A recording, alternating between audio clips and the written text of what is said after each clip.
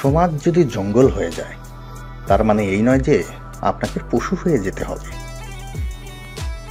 পথটা যখন একাই চলতে হবে তখন পেছনে কে কি বললো সেটা শুনে লাভ নাই। ছোটবেলায় বইয়ে পড়েছিলাম মানুষ মানুষের জন্য, বড় হয়ে বুঝতে পারলাম মানুষ বাঁচে তার স্বার্থের জন্য।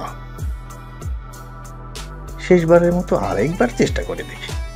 পৃথিবীতে এই চিন্তাটাই অনেক সফল মানুষের জন্ম দিয়েছে। তুমি হয়তো জীবনে বহুবার হারবে, কিন্তু কখনোই জেতার আশা বন্ধ করো না। সূর্য নিজেও ভোরবেলা দুর্বল থাকে, এরপর ধীরে ধীরে শক্তি আর সাহস সঞ্চয় করে। মানুষ এবং সময় আমাকে বইয়ের চেয়েও বেশি শিক্ষা দিয়েছে। অন্যের দুর্বলতা নিয়ে কখনো উপহাস করবেন না। মনে রাখবেন যে কোনো সময় আপনিও উপহাসের পাত্রে পরিণত হতে পারেন। অন্য দক্ষতা যখন কম থাকে তখন খোঁচা দিবার দক্ষতা খুব তীক্ষ্ণ হইয়া ওঠে।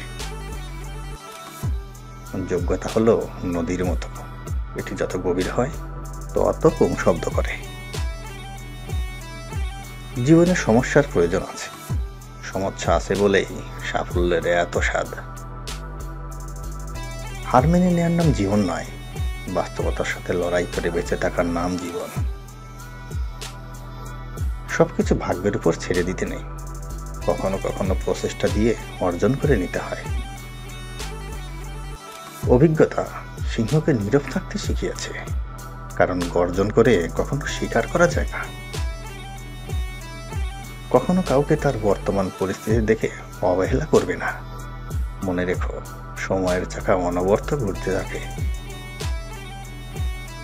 আজ থেকে নতুন একটা শিক্ষা পেলাম, কাউকে অতিরিক্ত সম্মান দিলে পরে নিজেই অপমানিত সস্তা হতে হয়।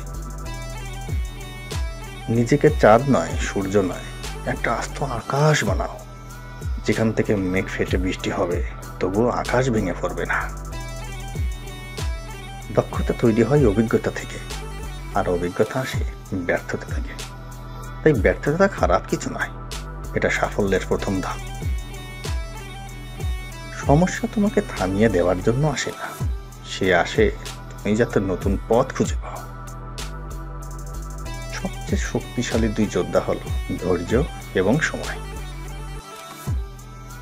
জ্ঞানী লোক কখনো সুখের সন্ধান করে না। ধৈর্য মানুষকে ঠকায় না, বরং উত্তম সময়ে শ্রেষ্ঠ উপহার দেয়।